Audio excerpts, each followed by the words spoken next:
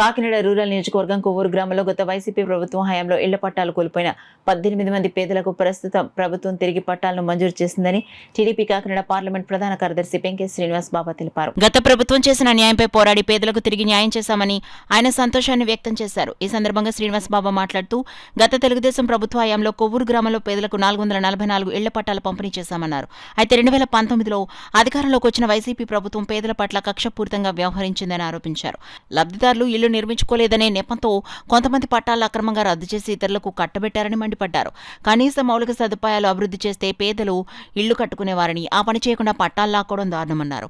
కార్యక్రమంలో టీడీపీ గ్రామ ప్రధాన కార్యదర్శి Prasangi Varma, booth incharge Kakiraju, booth incharge Olati Eswararao, booth incharge MD Anusarali, Kaki Apparao, Palepu Bhairavaswamy, సాందక Apparao పాల్గొన్నారు. ఎక్కడ న్యాయం ఉండదు వైసీపీ గవర్నమెంట్లో. అయినా సరే కోర్టు చెప్పింది కూడా లెక్క చేయకుండా ఈ 444లో ఈ 18 మందితో సహా ఆ స్థలాలు ఇష్టం వచ్చినట్టు చేసేసారు. పోనీ వాళ్ళు ఈ రోజుకి కట్టారా? చూపించండి, ఇక్కడ ఏమైనా ఉందేమో ఇల్లు. ఒక ఇల్లు లేదు. మరి మేము మీరు ఇచ్చిన 300 స్థలాలు క్యాన్సిల్ చేసేస్తామా?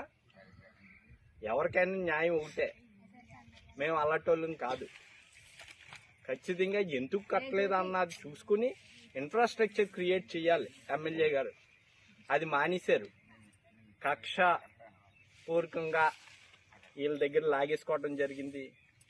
ఖచ్చితంగా ఎందుకు ఇల్లు కట్టుకోవట్లేదంటే ఇక్కడ ప్రాబ్లము వాటర్ ఫెసిలిటీ లేదు, కరెంటు ఫెసిలిటీ లేదు. ఇల్లు ఎలా కట్టుకుంటారు? మరలా టీడీపీ గవర్నమెంట్ 2019లో వస్తే ఇవన్నీ ఇద్దరు మీరు వచ్చారు, అవి చేయలేదు కానీ వీళ్ళు లాగేసుకున్నారు.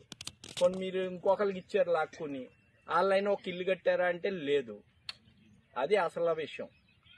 ఈరోజు మన ఎమ్మెల్యే నానాజీ గారు ఆధ్వర్యంలో ఇంటింటికి కుళాయి ఇచ్చి కరెంట్ వేయించి వీళ్ళందరినీ ఇల్లులు కట్టుకోమని గవర్నమెంట్ వచ్చిన 2 సంవత్సరాల లోపులోనే చేస్తున్నారు.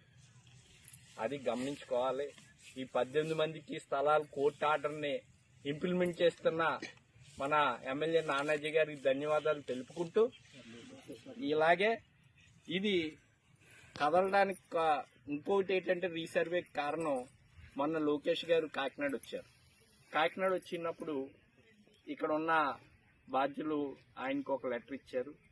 దాన్ని బేస్ చేసుకుని రెవెన్యూ వాళ్ళు, ఎమ్మెల్యే వాళ్ళు కూడా దీన్ని ముందుకు తీసుకొచ్చి వాళ్ళు 18 స్థలాలు ఇష్టం జరుగుతుంది. దానికి ధన్యవాదాలు. అలాగే ఇక్కడ ఉన్న సైట్లో వాళ్ళు అందరూ కూడా ఇల్లులు కట్టేసుకోండి. ఇల్లులు కట్టుకోకపోతే మీ సైట్లు మళ్ళీ ఏదో విధంగా పోతాయని, ఆక్యుపై అయిపోతాయని తెలియజేస్తూ ఈ అవకాశం